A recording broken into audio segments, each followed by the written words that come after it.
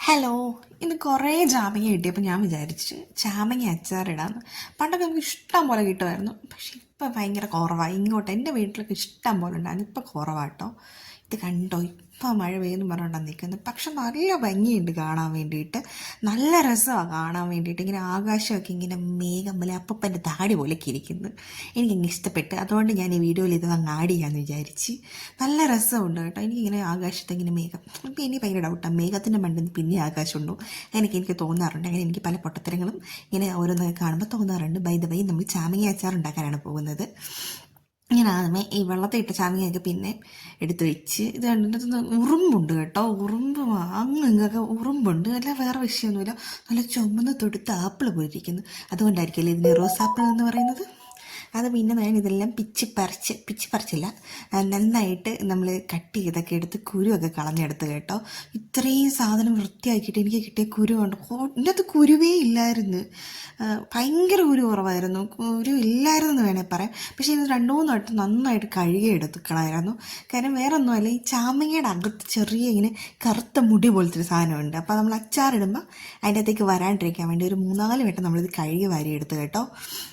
നന്നായിട്ട് കൈ വെച്ച് ഒലച്ചൊലച്ച്, അങ്ങനെ ഒലച്ചെന്നല്ലേ പറയുന്നത്, നന്നായിട്ട് ഇങ്ങനെ തിരുമി കഴുകിയെടുത്ത് കേട്ടോ. നന്നായിട്ട് തന്നെ, നല്ല ഒത്തിരി ചെറുതൊന്നും ആക്കാൻ പോയില്ല. കാരണം ഓൾമോസ്റ്റ് ഈ ആപ്പിളിൽ നിന്ന് ഈ നമ്മുടെ ചാമങ്ങയ്ക്ക് തന്നെ നല്ല വലിപ്പം ഉണ്ടായിരുന്നു. പക്ഷേ എനിക്ക് ഈ വീഡിയോ എടുത്തപ്പോൾ ഒരു അബദ്ധം പറ്റിട്ടോ. ഞാൻ പോകുമ്പോൾ പറയാൻ ഭയങ്കര ഹൈപ്പിലൊക്കെ പറഞ്ഞു പോയെങ്കിലും ഇത്രയും ചാമങ്ങ ഉണ്ടായിരുന്നു കേട്ടോ. നമ്മൾ അത്രയും ബാക്കി കുറച്ചൊക്കെ ഇതുണ്ടായിരുന്ന പോലും കളഞ്ഞിട്ട് ഇത്രയും ചാമങ്ങ ആയിട്ട് കേട്ടോ.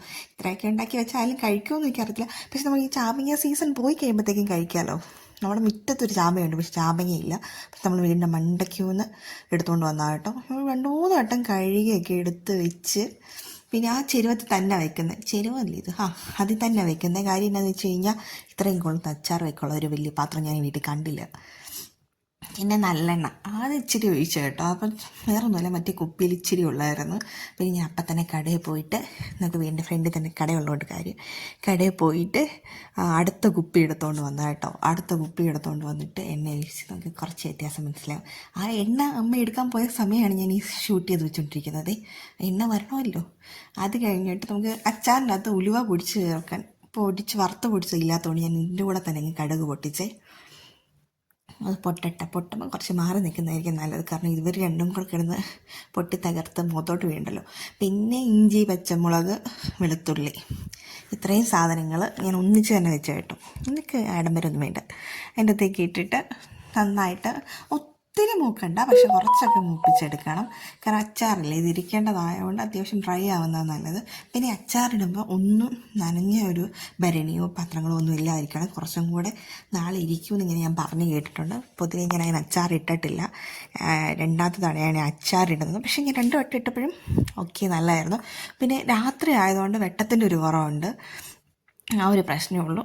നമുക്ക് ഈ വീഡിയോ എടുത്തപ്പോൾ പറ്റിയ അബദ്ധം എന്നാന്ന് വെച്ച് കഴിഞ്ഞാൽ ഇവിടം വരെ കറക്റ്റായിട്ട് കിട്ടിയിട്ട് ഇതിനകത്ത് ബാക്കി സാധനങ്ങൾ ആഡ് ചെയ്യുന്നു, കുറച്ച് സാധനങ്ങൾ ആഡ് ചെയ്യുന്നു, മിസ്സായി പോയിട്ടുണ്ട്. പക്ഷേ ഈ വീഡിയോ എടുത്ത് വെച്ചിട്ട് എനിക്കിത് അപ്ലോഡ് ചെയ്യാതിരിക്കാനും തോന്നിയില്ല. നമ്മൾ കഷ്ടപ്പെട്ട് ഇത്രയും വീഡിയോ ഒക്കെ എടുത്ത്, നമ്മൾ ഓൾറെഡി വീഡിയോ എടുത്തതായിരുന്നു. പിന്നെ ആ വീഡിയോ എവിടെ പോയെന്ന് എനിക്ക് എത്ര നോക്കിയിട്ടും മനസ്സിലാവുന്നില്ല. ഞാൻ ഇടയ്ക്ക് എന്തോ ഡിലീറ്റാക്കി കളഞ്ഞായിരുന്നു, ആവശ്യമില്ലാവുന്ന. ഇനി അതിനകത്തായിരുന്നു അത് ഉണ്ടായിരുന്നതൊന്നും ഒരു പിടിയും കിട്ടുന്നുമില്ല ഇപ്പം. അതെന്താ, നമുക്ക് മൂപ്പിക്കാൻ വേണ്ടിയിട്ട് വെക്കാം കേട്ടോ. അത്യാവശ്യം അതിൻ്റെ ഇടയ്ക്ക് ഞാൻ കറിവേപ്പില ഇട്ട് കൊടുത്തു കേട്ടോ. അതിൻ്റെ ഇടയ്ക്ക് ഞാൻ മുറ്റത്തോട്ട് ഓടിയായിരുന്നു കറിവേപ്പില എടുക്കാൻ വേണ്ടിയിട്ട്. ഞാൻ പറഞ്ഞു വന്ന അബദ്ധം, ഇത് പൊടി മൂത്തപ്പം മഞ്ഞപ്പൊടിയും മുളക് പൊടിയും ഇട്ടു, അതെടുക്കാനങ്ങ് വിട്ടുപോയി. അത് കഴിഞ്ഞിട്ട് അത് ഇളക്കുന്ന ഭാഗമാണ് ഈ കിട്ടിയത്. അപ്പം ഞാൻ പറയാം, ഇപ്പോൾ ഇട്ട് പോയതുകൊണ്ട് പറയാം. ഇതിൻ്റെ അകത്തേക്ക് 1 സ്പൂൺ മഞ്ഞൾപ്പൊടിയും വലിയൊരു സ്പൂൺ മുളക് പൊടി, അത് നല്ല എരിവുള്ള പൊടിയും, ബാക്കി എരിവില്ലാത്ത കാശ്മീരി പൊടിയാണ് കേട്ടോ ഉപയോഗിച്ചിരിക്കുന്നത്.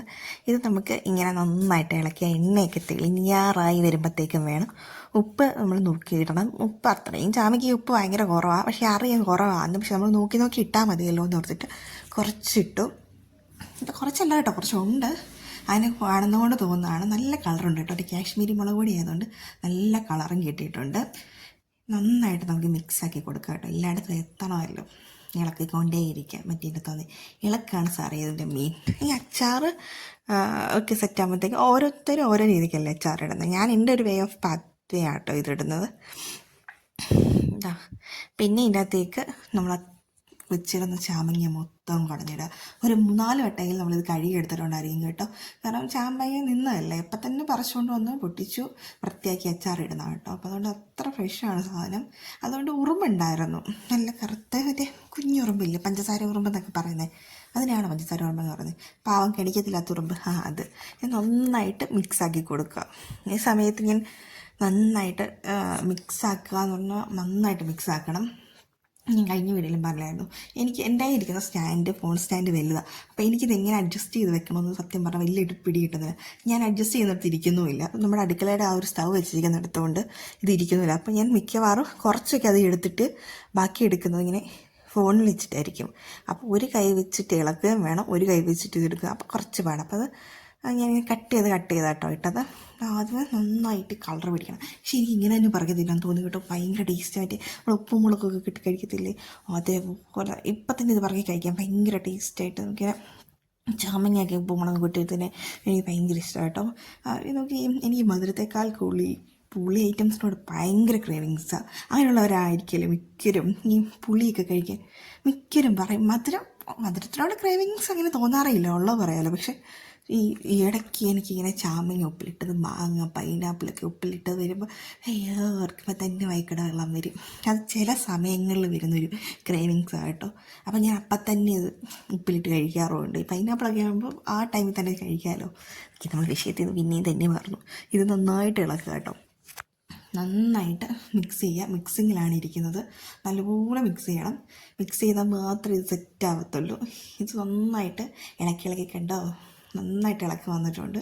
നല്ലപോലെ ഇളക്കി. ഇത് രാത്രി ആയതുകൊണ്ട് കേട്ടോ കളർ കാണാത്ത. ഓൾറെഡി ആ ചാമ്പങ്ങയ്ക്ക് തന്നെ നല്ല കളറാണ്. അപ്പം പിന്നെ പറയണ്ടല്ലോ, ലൈറ്റ് വെട്ടം കുറവായിരുന്നു. ഈ അടുക്കളയിൽ ഞാൻ വീഡിയോ എടുത്ത സമയത്ത് കറണ്ട് പോയി വന്നിട്ട് മറ്റേ കറണ്ട് പോകുമ്പോൾ തെളിയത്തില്ലേ, ആ ലൈറ്റ് വന്നും ഒക്കെ നിന്നുകൊണ്ട് കേട്ടോ കളർ ഇത്ര കുറഞ്ഞു പോയതായിട്ട് തോന്നി.